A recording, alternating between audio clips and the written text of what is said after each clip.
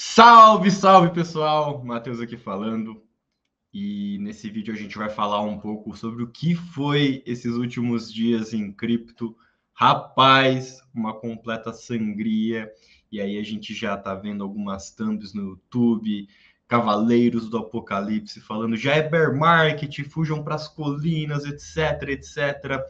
E passar aqui para vocês que na verdade a gente ainda tem bastante mercado pela frente, né? Tem algumas informações bem relevantes que a gente vai trazer, embasando principalmente o cenário técnico, ou seja, o cenário gráfico, e dizer que após 2 dias de muita queda, hoje a gente já viu o Bitcoin operando em alta, apesar de dados bem negativos que nós tivemos no dia de hoje.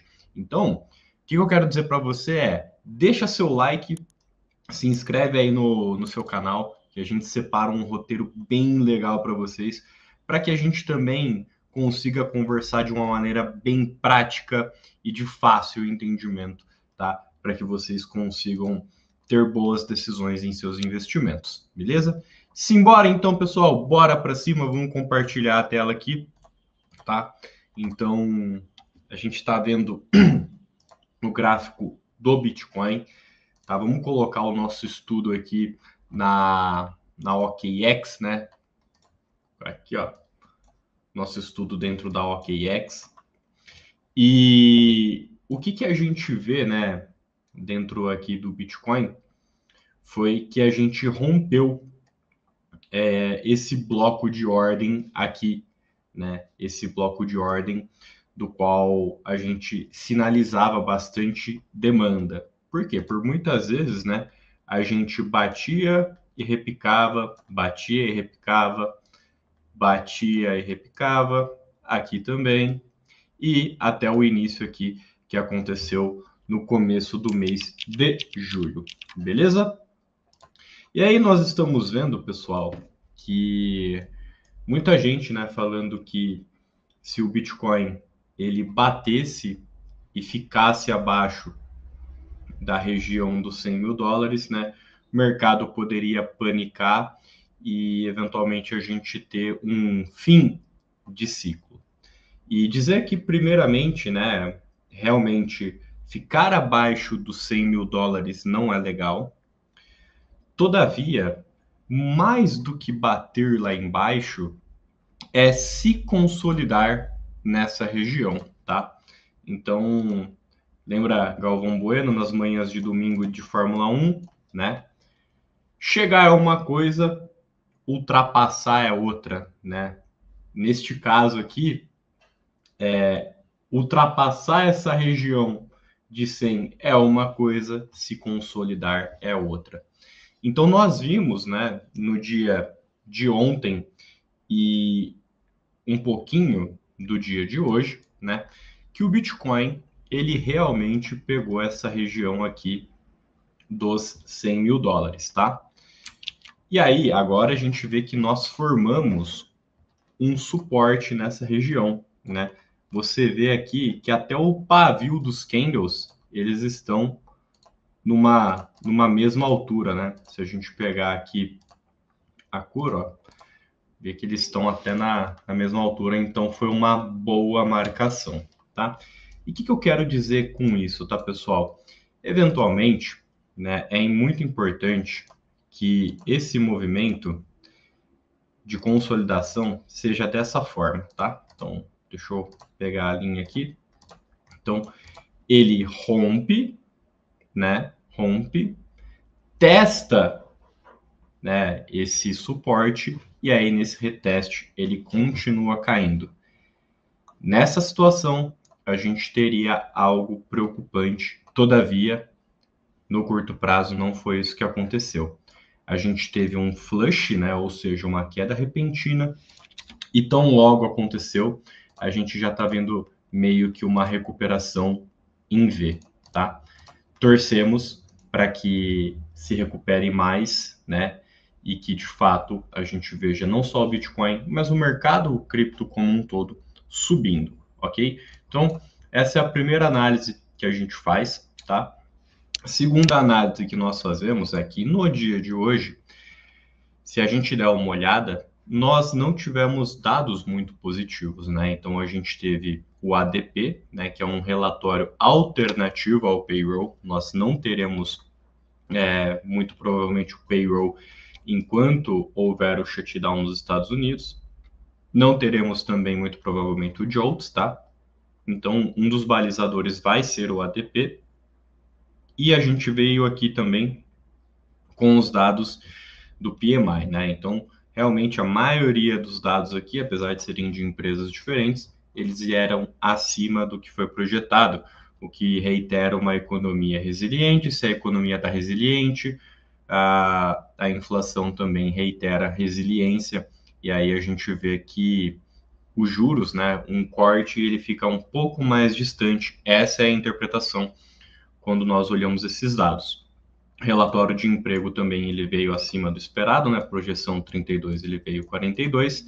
Então, diferente do que nós vimos no mês passado, né? Quando o ADP ele veio extremamente negativo, né? Você viu o anterior menos 29, o mercado gostou e começou a subir bastante, já precificando o corte de juros, tá bom? E aí, pessoal, a gente vê que no histórico recente, né? No Fear and Greed, né? Nós estamos aqui muito perto do medo extremo, né? Até porque, recentemente, dentro do intervalo de 2 semanas, nós estamos vindo de grandes quedas, né? Então, se a gente pegar aqui o mapa de calor de liquidação, que é algo que eu vejo que é muito importante, né? Ó, vamos pegar o de 3 dias. A gente viu, né, que nós tivemos o mercado sendo limpando, né, aquelas que estavam longados ontem às 18h45 e também às 22h45. Foi aí então que ele começou a subir. Se a gente faz uma interpretação deste cenário, a gente consegue observar que agora, neste momento, a gente tem muito mais pessoas shortadas para serem liquidadas do que eventualmente pessoas longadas, ou seja, pessoas que estão operando direcional de venda, do que pessoas que estão operando direcional de compra. E isso pode servir como um combustível para que o Bitcoin suba no curto prazo, tá? A gente coloca no gráfico de uma semana também, aí a gente consegue ter uma posição muito mais forte e a gente vê que aqui em cima, né? Olha só esse ponto aqui, onde nós temos uma liquidação muito forte na região de 112 mil dólares. Normalmente, essa região em amarelo aqui reitera, né, onde o stop ou o preço de liquidação das pessoas estão. Normalmente, neste ciclo, isso tem servido como imã. Por isso que eu acredito que dentro do curto prazo a gente possa buscar esses preços, tá? E aí, dentro de um intervalo de um mês, eu sempre gosto de fazer esses análises, né? Curto prazo e médio prazo, né? A gente vê que realmente nós temos, né, boas liquidações aqui até 118, né? Então a gente está nessa coloração aqui meio esverdeada. E quando a gente vai para o mapa aqui do lado, né, em forma de um gráfico vertical, de fato a gente vê que realmente nós temos muito mais posições shortadas para serem liquidadas do que posições longadas. Como eu falei, isso pode servir de combustível para que o Bitcoin suba. E aí, puxando o mercado cripto como um todo, tá? Por quê? Porque quando esses caras eles são liquidados, eles são obrigados a recomprar a posição deles, liquidando-as. E quando eles recompram a posição deles, eles recompram por um valor superior ao que inicialmente eles entraram vendidos. É um efeito chamado short squeeze, tá bom? Então, hoje, o que a gente vê, né? Apesar dos dados não terem vindo tão positivos, o mercado ele está andando de uma maneira bem positiva, né? Então, se a gente colocar até no gráfico de uma hora aqui, a gente vê que o Bitcoin ele está subindo. Se a gente colocar o total 3 também, a gente vê que a maioria das altcoins está subindo, né? Um destaque para a AVE hoje subindo cerca de 8,60%, destaque para Ethena hoje subindo 7,44%, tá? A VAX também subindo 6%. E o motivo pelo qual está subindo não passa outro pela minha cabeça, senão que a gente chegou num fundo de mercado, né? Então, veja, a gente chegou nessa região e olha que a partir dessa região, olha como a gente consegue interpretar os pavios, né? Então, nós temos o candle, né? E os pavios, né? Nessa região aqui. Essa amplitude dos pavios, a gente começa a entender que atuou força compradora, ou seja, pessoas realmente comprando na baixa e ainda continuando seu processo de recompra. Portanto, apesar dos dados eles terem vindo abaixo no dia de hoje, realmente, né, os investidores eles não estão olhando para isso e, de fato, estão seguindo uma estrutura de comprar na baixa, aproveitando que os preços estão bem descontados, tá? E aí, se a gente observar uma estrutura de longo prazo do Bitcoin, né? A gente coloca um gráfico aqui, um gráfico semanal, tá? Primeiro, vou tirar essa linha de tendência aqui, tá? Essa linha de tendência de alta, e a gente vê, né, que no semanal a gente tinha perdido, né, até o dia de ontem, esse suporte relevante que é a EMA, a média móvel exponencial de 50 períodos. Então, veja em quais momentos realmente, né, nós tivemos quase uma perda dela e eventualmente o mercado voltou depois, né? Então, isso já aconteceu algumas vezes. Eu vou tirar a média de 200, aí vocês dão uma olhada, né? Então, tende a respeitar muito este processo, tá? Então, o que eu tenho para falar para vocês é o cenário do curto prazo é um cenário que se mostrou ruim, né? Mas é um cenário que poderia estar muito pior, né? E algo que me mostra que realmente o cenário poderia estar muito pior é quando a gente vê realmente a questão do institucional, tá? Então, se nós olharmos, né, a questão do institucional e pegarmos a questão do inflow, ou seja, a quantidade de semanas que a gente tem de entrada dentro do mercado, né? A gente vê que temos um histórico muito, muito positivo desde junho, ou seja, de fato, capital ingressando no mercado, né? E outubro, que não foi um mês muito positivo, né? E aí a gente faz uma análise mensal aqui.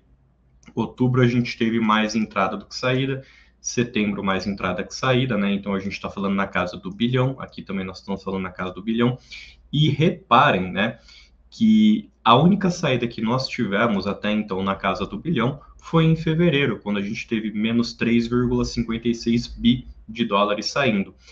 E todas as outras saídas foram na casa do milhão, 767, basicamente 768 milhões, 751 milhões, 764 milhões.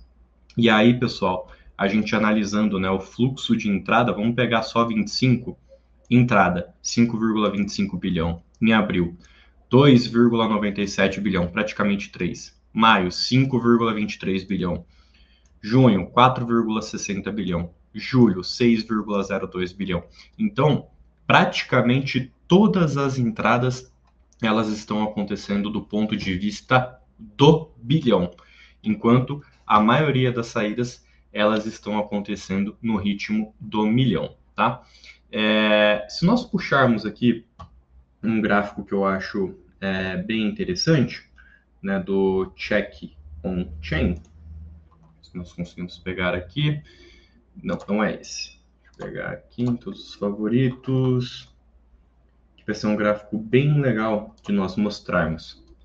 Então, vejam só, né, quando a gente fala, né, esse movimento aqui dos long-term holders, que são as baleias, né, de longo prazo.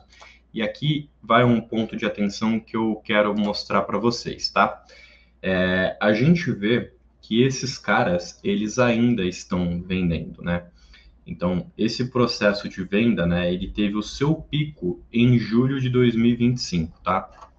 Julho de 2025, vamos ver quanto que a gente pegou né, em julho de 2025, a gente chegou a ter o ápice, bater 118, né, bater 122, né, então o ápice aqui de julho de 2025 foi essa região, né, 122, 123. Então eles começaram esse processo de venda em julho, e a gente vê que eles ainda estão em processo de venda, muito pela questão da incerteza dentro do mercado. Mas o que eu quero passar para vocês é que desde a questão da institucionalização e por conta da institucionalização, o cenário ele poderia estar muito, muito pior, tá? Então, o que eu gosto de passar para vocês realmente, né, é um insight positivo, porque desde o processo de institucionalização que aconteceu mais ou menos aqui nessa região, né, agosto, setembro, outubro de 23, até realmente o Bitcoin começar a ser negociado dentro das bolsas norte-americanas, e aqui a gente pega já o prazo de janeiro de 2024, a gente vê que tivemos sim quedas, mas foram quedas bem simbólicas em relação a ciclos anteriores, tá? Então, de fato, o que eu quero passar para vocês é, no curto prazo, está ruim?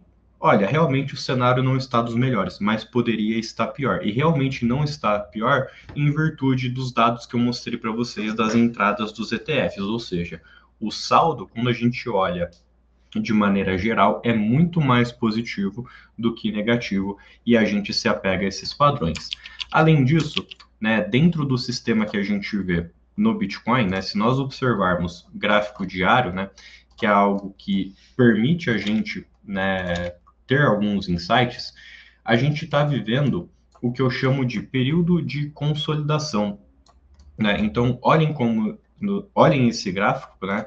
E realmente, deste ciclo, a gente teve uma grande consolidação. Essa consolidação ela aconteceu desde o topo de março até o rompimento dessa consolidação que aconteceu aqui no final de setembro. Então, a gente está falando de praticamente 6 meses do Bitcoin lateralizado. Aqui também nós tivemos uma consolidação, né?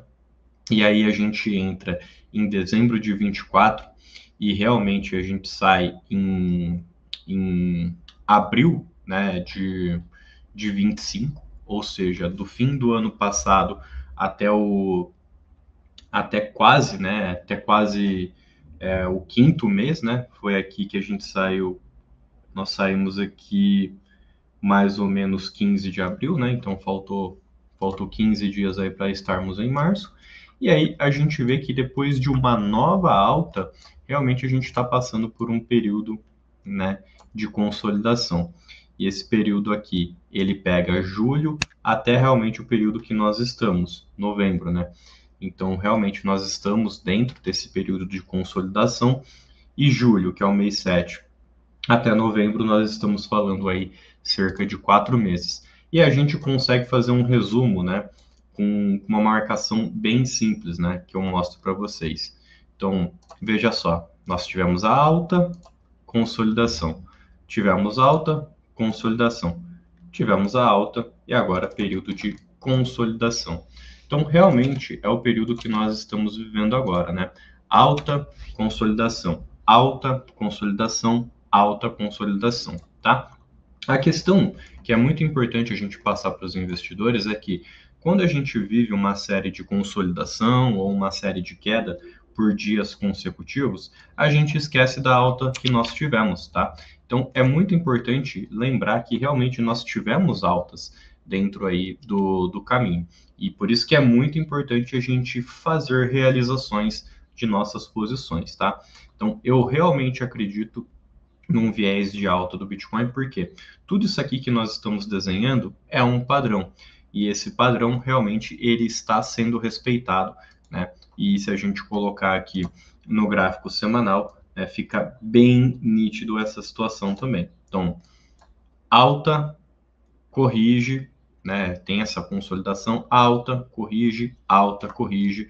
Então, o que a gente pode simular é que a gente vai ter mais um período de alta aí e esperamos que a gente possa alçar voos maiores, né? E aí realmente a gente vê que a importância dessa EMA aqui de 50 e que ela está sendo respeitada, tá? E aí falando um pouquinho de dominância do Bitcoin, né? a gente consegue dar uma olhadinha nessa dominância. E aí, de fato, né, a gente tem um padrão muito importante, que é um padrão que eu gosto muito, que é um ombro, cabeça a ombro, né? Então, se a gente traz, né, essa estrutura do ombro, né, da cabeça e do ombro, né, a gente pode ter um direcional aqui que faz um rompimento para baixo nesse sentido, né? Então, realmente, observe, né? A gente tem esse ombro, aí nós temos a cabeça aqui, temos o segundo ombro, e aí a gente está testando essa região aqui, tá? Testando essa região que é essa LTB, uma linha de tendência de baixa, e a maior probabilidade é que a gente venha a cair, tá? Então, se a gente tirar esse desenho aqui, a gente vê que é um ombro, cabeça a ombro, né? E esse padrão é um padrão que tem uma assertividade muito boa. Então, é o que eu consigo enxergar. Eventualmente, o Bitcoin tendo essa queda na sua dominância, a gente vai ter a possibilidade de ver capital fluindo para as altcoins, né? E é o que realmente a gente consegue observar, né? Tipo, no Others aqui, que são altcoins de menor market cap, né? O índice ele está valorizando 4,24%, né?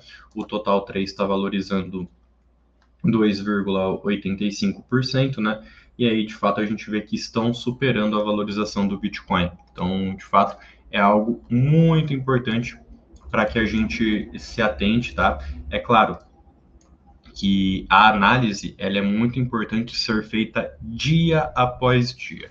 Então, o Bitcoin caiu abaixo dos 100 mil, é preocupante? É preocupante se consolidar abaixo dos 100 mil. Se bater e voltar, aí vai buscar liquidez e possivelmente a gente vai ter um fluxo normal do mercado, beleza? É isso, pessoal. Gostaria de passar aqui esse vídeo aqui para vocês, né? Gostaria de passar nesse vídeo aqui para vocês todas essas informações, todos esses estudos, né? A gente mantém o otimismo, sabendo que a gente está vendo a liquidez global expandindo, M2 expandindo e que tem uma correlação muito forte com o Bitcoin. E aí, através dessa correlação, a gente vê que o capital ele tende a ser escoado para os ativos de risco, não só para cripto, mas também para cripto, né?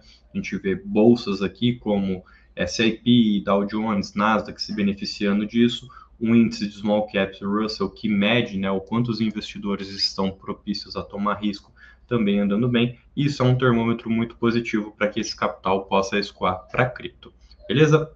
Pessoal, muito obrigado aí por terem acompanhado. Espero que vocês tenham gostado, né? Deem uma moralzinha aí para a gente, né? Dá um likezinho, se inscreva no canal e até o próximo vídeo, pessoal. Um grande abraço a todos. Tchau, tchau.